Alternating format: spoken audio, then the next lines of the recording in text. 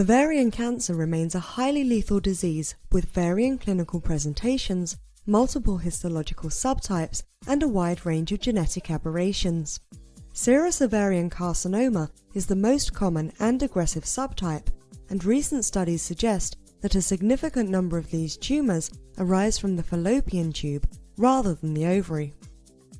The aim of this procedure is to create ex vivo cultures of human fallopian tube cells where both secretory and ciliated cells can be co-cultured in a manner that preserves their normal morphology, polarity, and physiology.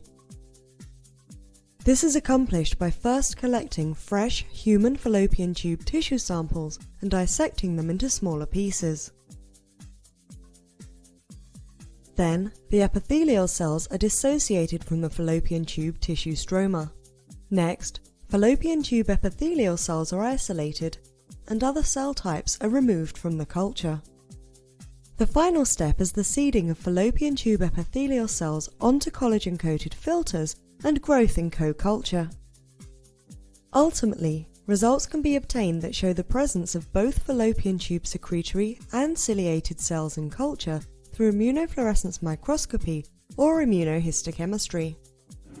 The main advantages of this technique over existing methods, like the use of ovarian cancer cell lines, is that both types of fallopian tube epithelial cells can be studied together in an ex vivo co-culture that preserves the morphology, architecture and polarity of normal human fallopian tube epithelium.